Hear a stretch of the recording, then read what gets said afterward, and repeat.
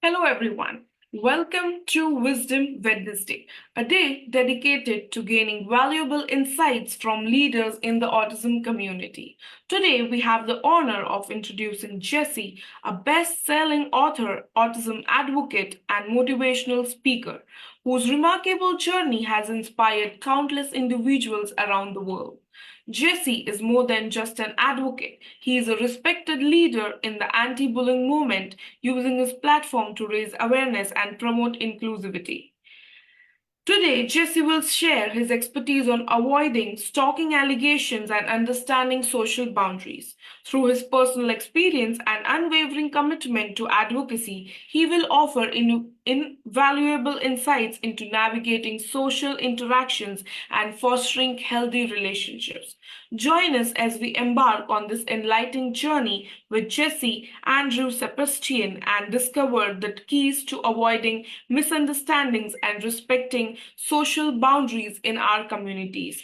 Thank you so much, Jesse, for joining us today and handing over the further session with you. Thank you for having me today. It's a pleasure, Krisha. I want to let you know that throughout my life, I've been victimized by false stalking allegations. I've also had such allegations self-inflicted upon me because of my behavior. And right now, I have to tell you, the I don't have the charger available. I'm at 6% battery power, so I must take care of that right now. And hang on a second, let me find the charger. Oh, God.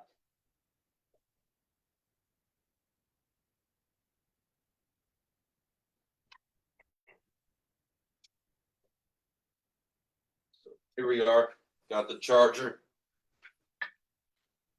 Looks like we have we have no one in attendance yet. Is that correct?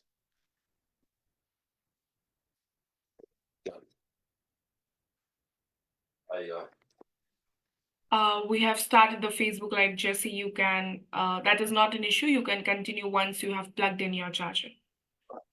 I have it's now plugged in.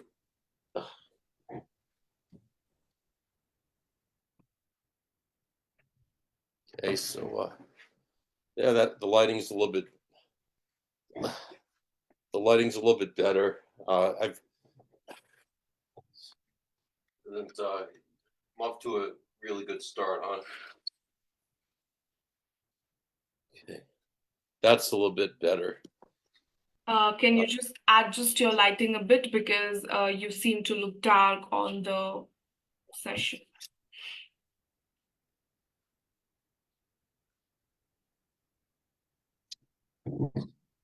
So I that there we go. Okay.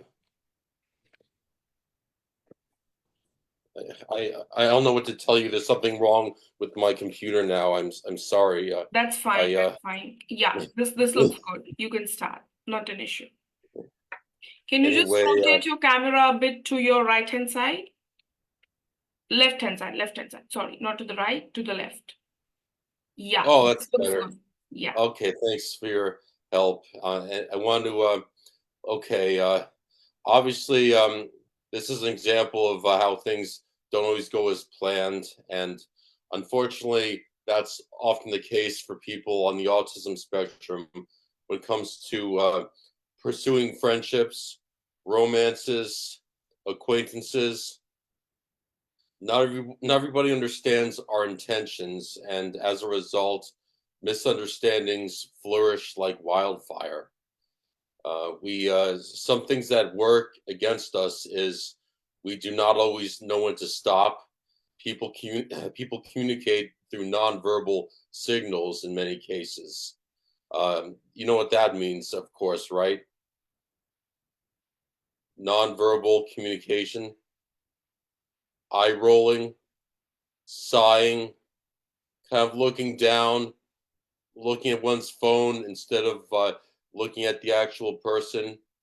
Some people don't always say, I don't want to talk to you, I'm not in the mood, or you're making me uncomfortable, would rather have our conversation end right now. I've got to go. We do not get the message on our own, and that drives other people absolutely crazy.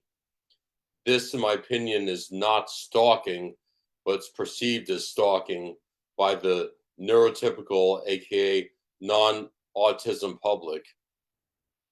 Furthermore, another thing that is common amongst people like me is that we have a great deal of trouble letting relationships die down. We do not like losing contact.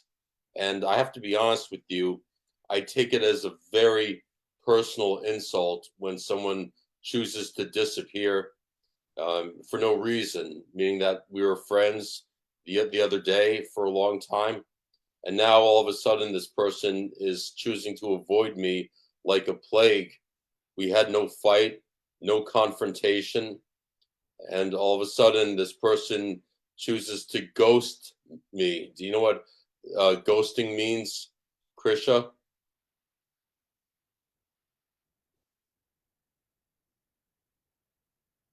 Can you do you know what ghosting Yes, means? yes, definitely, I know that. Yes, it's a term that's often used in the United States, which implies that somebody disappears without any closure. It happens in families too. There's something called parental child estrangement, where the child just chooses to declare themselves legally dead to their own parents. Now, sometimes there's a really good reason, and other times there is no reason, or the reason is extremely petty and makes no sense. People on the autism spectrum, especially, are unable to deal with that. They will choose to pursue somebody and demand to know what's going on. Why did you disappear? And sometimes the person will ignore that individual forever. Other times they will level a stalking allegation, even though the person on the other end has no malicious intentions. They just want to know why their friend disappeared. And if there's a problem, they want to fix it. I don't like it when people are mad at me. If they went away and make it clear they want no contact, in my mind, something is terribly wrong. If they just tell me what's wrong, then we can move forward. But sometimes they don't want to do that. They just want me to go away. And in the past, it's been difficult to get the message or accept the message.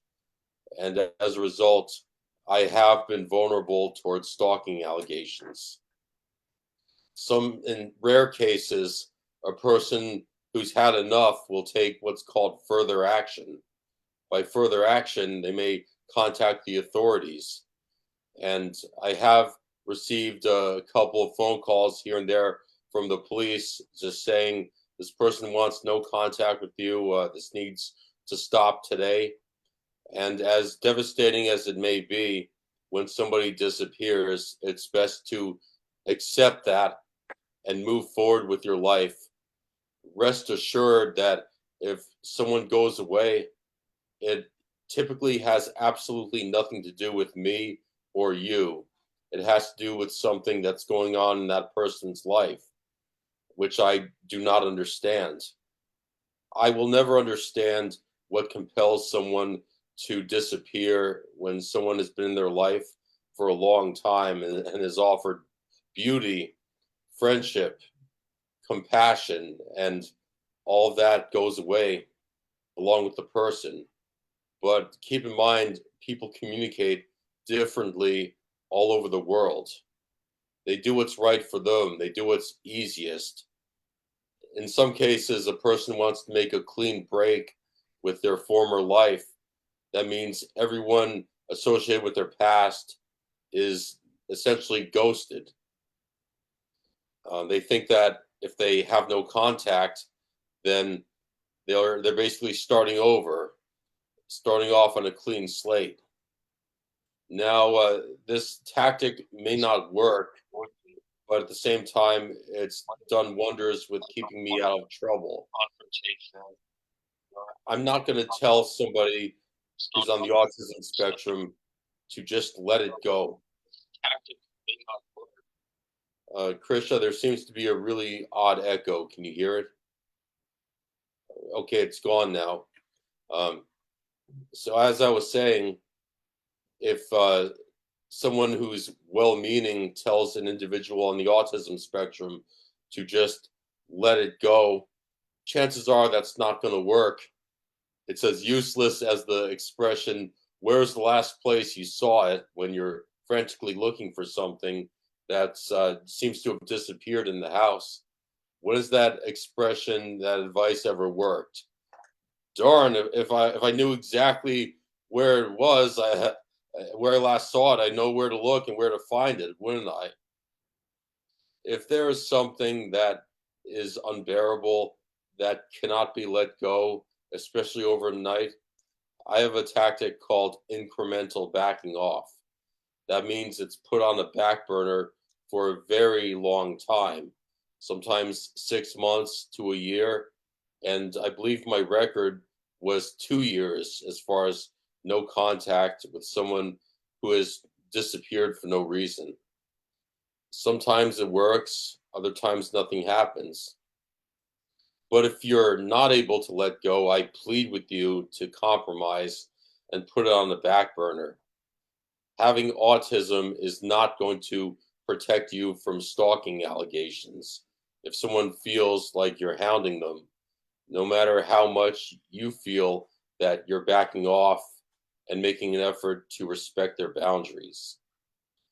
Furthermore, if someone is that intolerant that they cannot handle having an incredible person like you in their life once in a blue moon, do you really want that person in your life to begin with?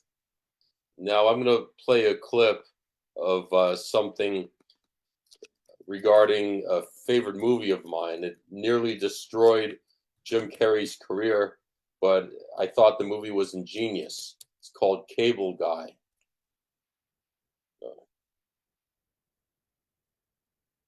Let me find a short clip. I'm going to send it to you through the link, and you can play it on your end. Can you hear the sound? Can you hear any sound? No.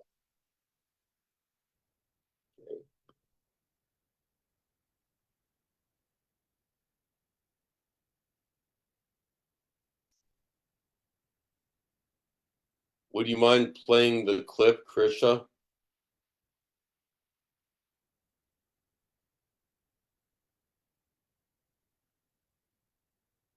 I sent it to you in the chat.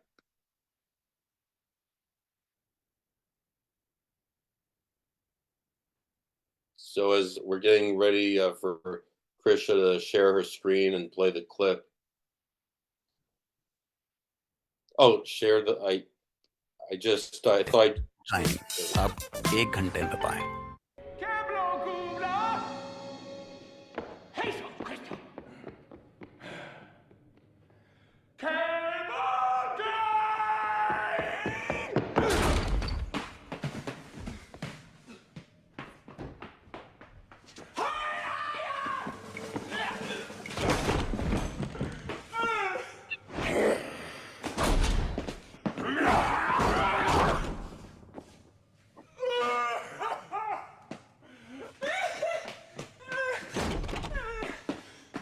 Okay, I'm going. Take off. See ya. Bye.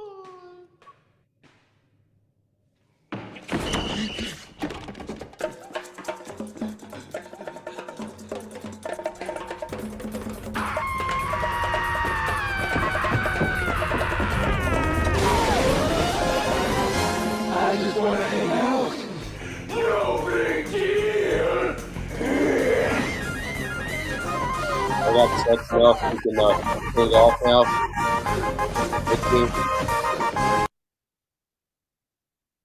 Thanks.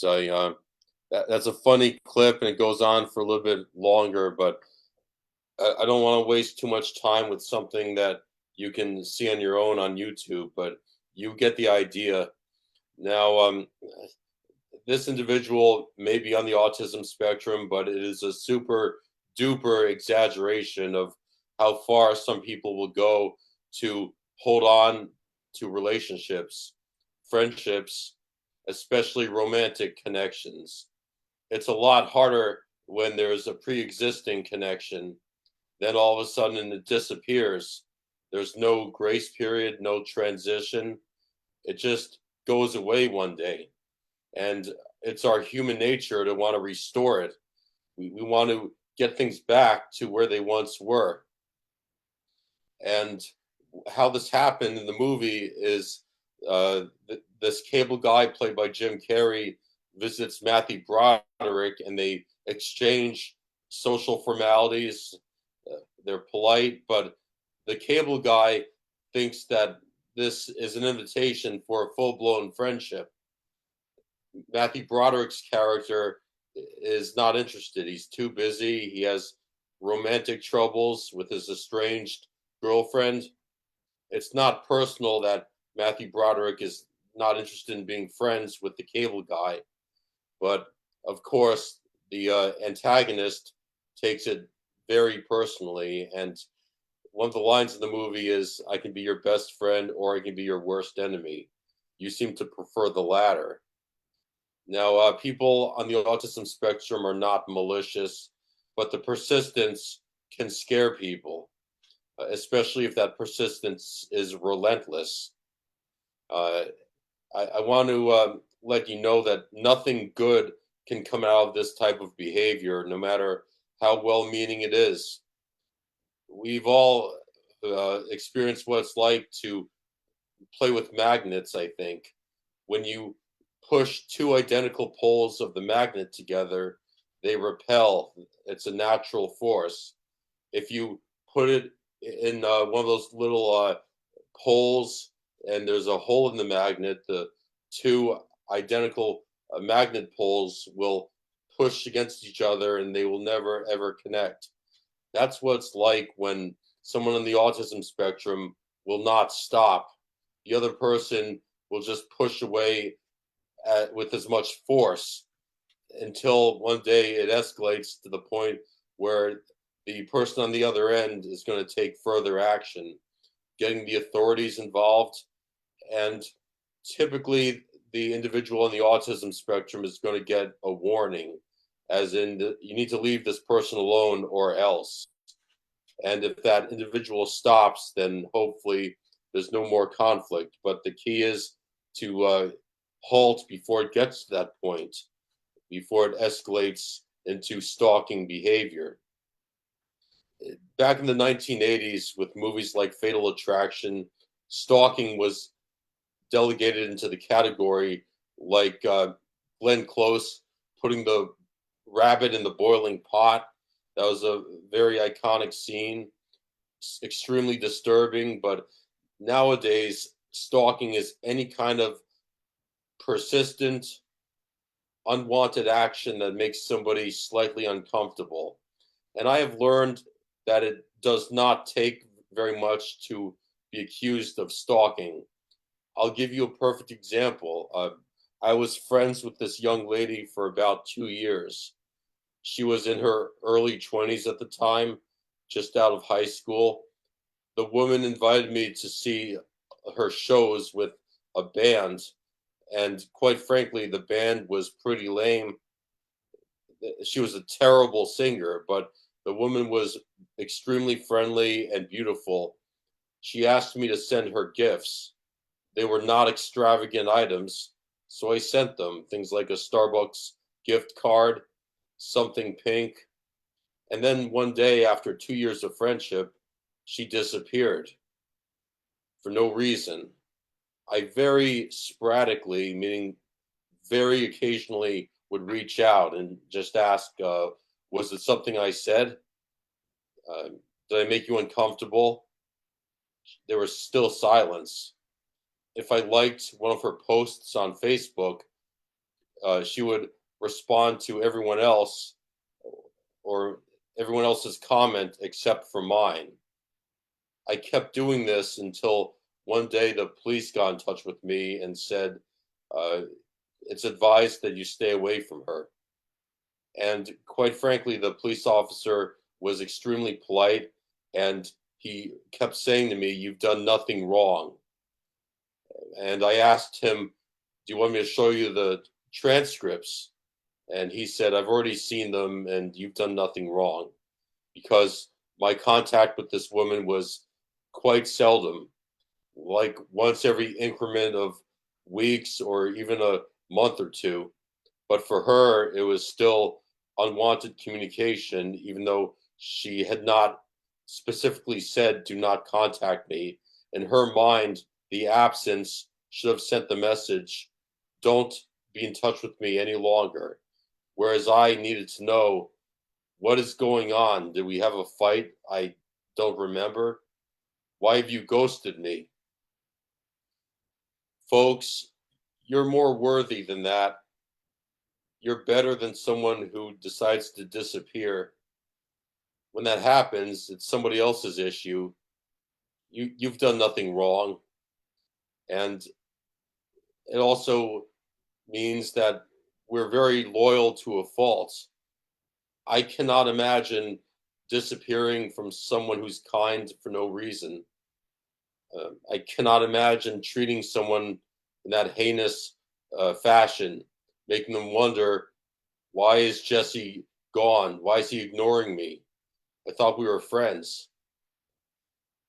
But at the same time, people communicate different. Not everyone thinks they owe anyone anything. And some people are what's called narcissists. There's different spectrums of the narcissistic personality trait. Some people are malicious. They'll steal things they do not need and then blame it on the victim. Other people are law abiding but have little to no consideration for other individuals. If they're friends with someone, it's because that friend is providing something they need. When that friend stops producing or is no longer useful, then the friendship is over, like a light switch turning off. On the other hand, I want to let you know that in my life, whenever I've tried to solve a problem, it's created many other problems. I'd like to demonstrate what a little bit of persistence and the bravery of reaching out to people may accomplish once in a blue moon. And sometimes once in a while is more than enough. I'm going to present a clip in a second.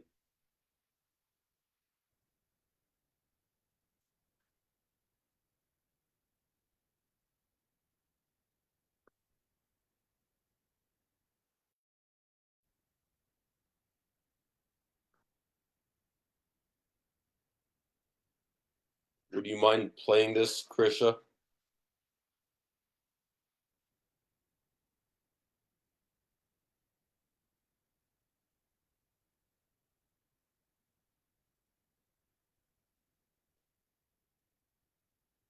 David's friend Jesse was the catalyst of getting David out of his house and here in front of me. Jesse wrote to me asking me to help his friend before it's too late.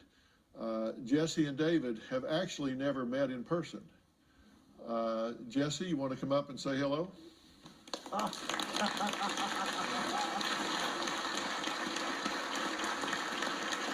up, friend? Good to see you, brother. Good to meet you, man. Good to meet you. Nice to meet you, Robert. Thanks so much. All right, I want to thank all of my guests today, especially Robert Reeves. Robert, thank you so much, my friend. Thanks, sir. All right, we'll see you next time.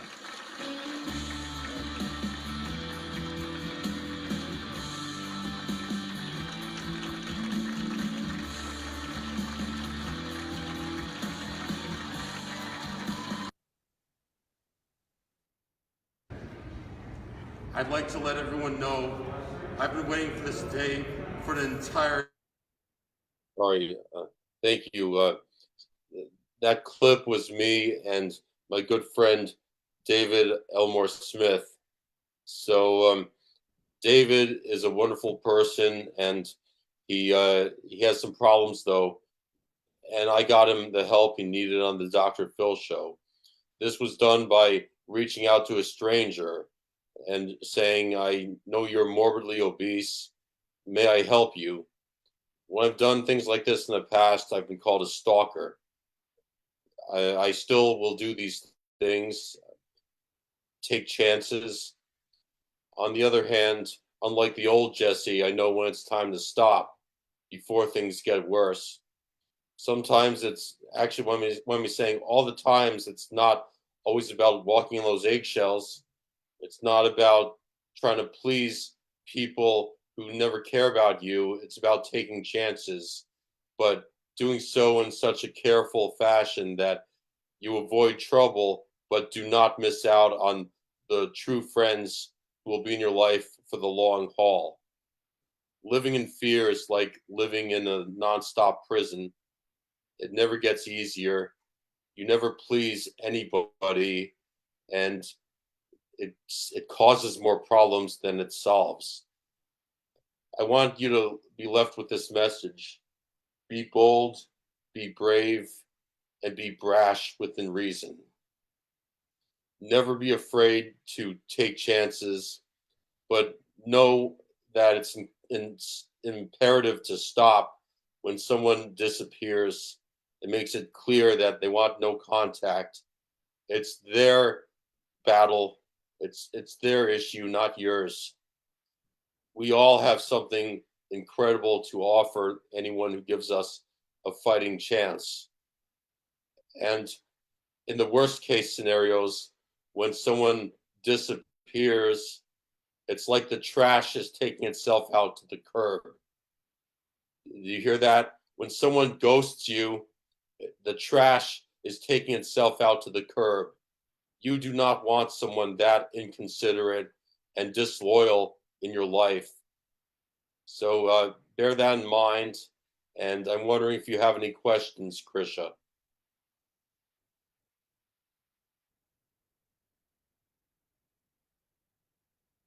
I don't know if anyone from the audience has any questions, but I'd be more than happy to answer.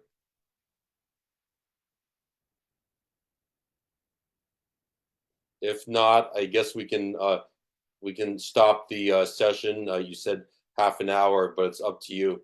I enjoyed immensely being here. So before I leave, I want to let you know one of my goals is to be a part of the legal service. I want to advocate for people on the autism spectrum who are victims of stalking allegations uh, and fight for their rights. So I and just explain this person had no malicious intent. This person meant well, and they probably will not do it again after all they've been through.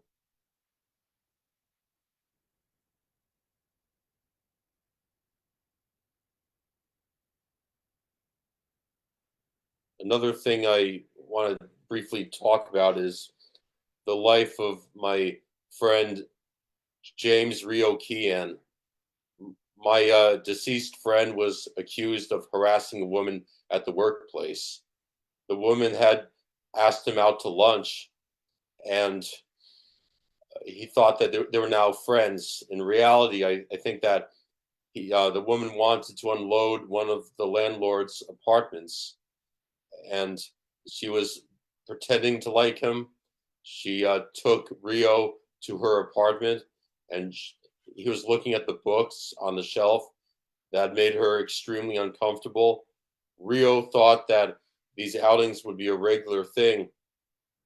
He would ask her to go hiking, and she would think that his plan was to assault her in the middle of the woods. I believe this woman had been raped or maybe even stalked in her past. So Rio was not getting the message that he should stay away from her. One thing led to another, and Rio was terminated and subsequently committed suicide because for him, losing a job was the end of the whole world.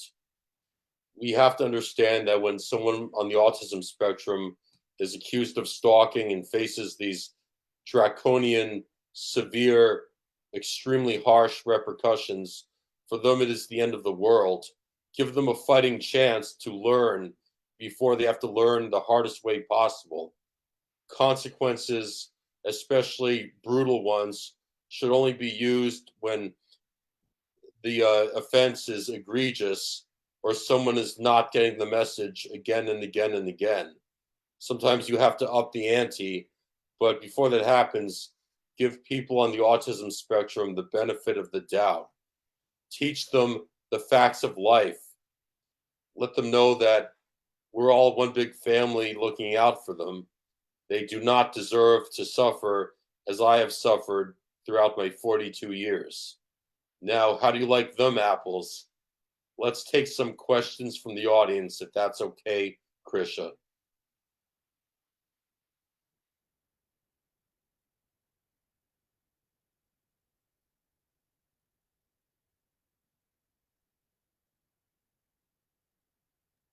Hi, Jesse.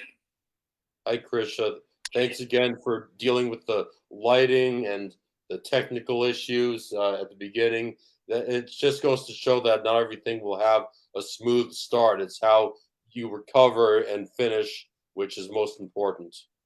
That is completely fine, Jesse. We totally like agree with your part that there are sometimes when we face this issue. So that is totally fine. That was not an issue. But thank you so much for joining us today. It was really it is an honor for us to have you today and talk about the things you have faced and let them know to everyone out there. So that was really great of you. So I don't think I don't see any questions as of now. So I think so we can just wrap up our session, and I would like audiences to just put down any questions if they have once the live is done. We would be happy to connect back to Jesse to get them answered, or you can directly get in touch with him through his Facebook profile.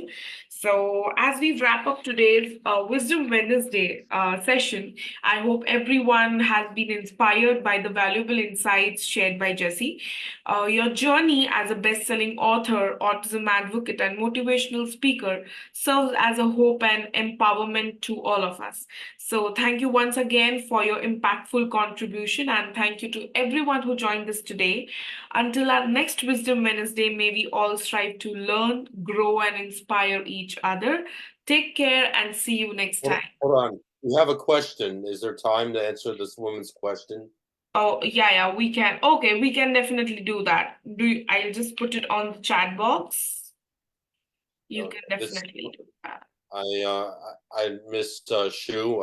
I'm very glad you asked this question. As an autistic woman, do you have any advice on how to spot people who might emotionally abuse you as an autistic person? And yes, people like you and me, we are highly vulnerable toward emotional abuse. Emotional abuse is committed by wolves in sheep's clothing. Have you ever heard of the expression, a wolf in sheep's clothing? That means that people start off as very sweet, nice, caring, and eventually they halt the act and their true colors come out. Times when you may be emotionally abused, especially by a man, is if they were, if they pressure you to have sex with them and then disappear and then reappear when they want more pleasure, and they basically make you feel less than you're actually worth. They will criticize your physical appearance. If they do, when they do something just extremely cruel, then they'll blame it on you.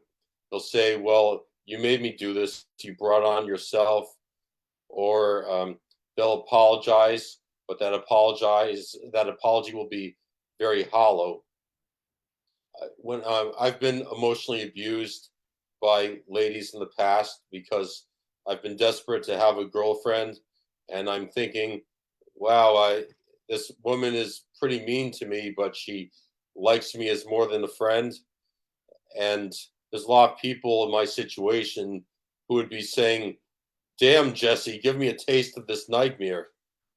Even when there is somewhat of a reward, like a romantic relationship and physical pleasure, there is no such thing as any romantic partner who is so beautiful or so handsome that anybody on the autism spectrum or anyone in general deserves to be treated like toxic waste. And I have had two occasions in my life in which I was with ladies who were somewhat emotionally abusive to me twice. Two times they were 10 years younger and 10 times more beautiful than myself. But after a while, the grass stopped being greener on the other side. Women on the autism spectrum are much more vulnerable toward that kind of abuse, especially if they are drop dead gorgeous. A man looks for targets like that, and they want someone who's submissive, passive, and beautiful who will stay in the relationship. Another thing you have to do, Miss Wu, is when many people are saying this man is bad news, this is this is a jerk, this is a sociopath, then you have to listen. Either everyone is involved in a conspiracy to make sure that you're lonely and miserable, or they're seeing things that you don't want to see or don't notice. Rely on your friends, your teachers, your caregivers, your guardians, your parents, your grandparents, your adopted parents, anyone who's seeing red flags, rely on their opinions, and then take a look at your situation and see what you're ignoring. Did you hear that? Is that good advice, Miss Shu? Do you want to write back on Facebook and let me know if I answered your question? And another way to spot abuse is someone who's always asking you to do something for them. They're asking for favors that are not reciprocated.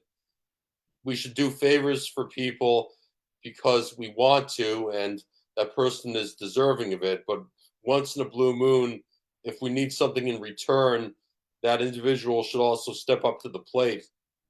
I was once spoken to very harshly by a science teacher in the seventh grade. I was letting some idiot borrow my notebook because he was too lazy to take notes. This individual was a jerk and a bully. And the teacher said, "Jesse, you have to learn that when nobody does anything good for you, you don't do anything to help them." I thought she was just being a jerk, but it was what we call tough love. People in the autism spectrum can be so desperate for temporary friendship and people not treating us like garbage that we are susceptible toward being emotionally abused and taken advantage of because we want that interaction. We want to feel like someone is our best friend, even if it's not real. Okay, I got your reply. It is, you wrote, "Thank you. I'm glad this could help you."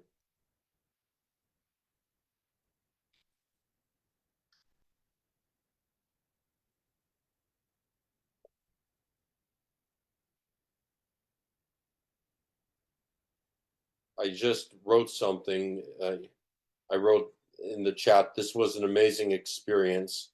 Thank you for having me, Krisha and Hyrule Gandhi." Hyrule, do you pronounce her name Hyrule? Okay, someone's asking me a question.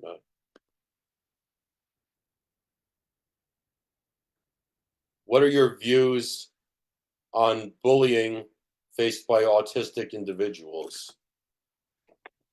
Well, there's many different forms of bullying.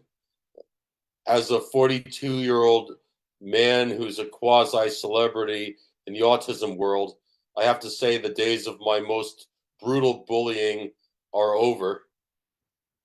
It's not typical for someone to call me a loser or say Everyone hates you, Jesse, or you dress like an idiot, especially in the workplace. In the adult world, that's not as common. It could be common, but it it's it's more common when one is young, like in middle school. But I experienced a form of bullying that I refer to as finding. People who are finders are always going to find something that's wrong. And if we fix it for them, they'll either say nothing or find something else that's wrong. Finding comes across as so called constructive criticism that is neither constructive nor fair. I felt bullied after the Dr. Phil show. People complained that it was offensive against overweight people, or I'd be very offended as someone who's overweight if someone submitted me for that show. I thought, you have got to be kidding me. The show saved David's life. What could I have done or not done that would equal the opposite of what you've just said? The answer is the only thing that would have helped me avoid such horrible comments is if I had done nothing and possibly David had died from his morbid obesity. When people are attacking you, you should think that pleasing them is like using a glass to bail out the Titanic. But nobody has the right to be bullied physically or in a way that interferes with their education or them having a life. When that happens, especially if it's consistent, you have the right to take action that will put a stop to it, especially in the adult world. If someone brutally beats you or makes threats for no reason, you could report that as a hate crime. And fortunately, that's not happened too much in the adult world. But in order to deal with the bullying, as far as the mean comments I get from Facebook trolls, this expression has helped a lot. Let the biggest enemy we deal with be ourselves. When we defeat the enemy from within, the enemy outside can do us no harm. If someone calls me a loser at this point in life, I can take it. Losers do not give podcasts like this, nor do losers write 2 books with a major publishing company. Losers do not speak at the United Nations or be on the Dr. Phil show. None of us are losers, and we all have something to offer. And if we can do better, then we have the rest of our lives to do better and fix problems to the best of our ability. But no matter what, it will never be good enough for some people.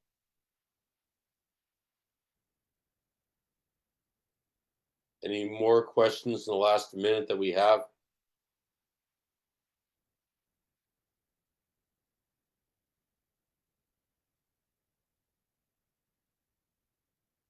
Let me check the chat. No more questions. Let's see. Hi, Jesse. Thank We you. do not Yes. have any further questions. In case if we get any questions back, we will definitely get in touch with you. So thank you so much once again for joining us today. And it was a pleasure having you today with us. And it was amazing listening to your insights and all your empowering conversations. So thank you so much. Thank you so much as well, Krisha. And can you? I think that you pronounce your colleagues. Can you pronounce your colleague's name for me, please? It's spelled Hiral. It's Hiral. Hiril. Okay. Thank you. Please thank Hiril for me. And Hiril was instrumental in having me here. So thank you, Hiril Gandhi, and to you as well, Krisha. I will definitely Krisha, let thank her you so know. much. Yeah, bye-bye. Excellent. I hope to visit again sometime. Thank you. Yes, yes. Bye-bye.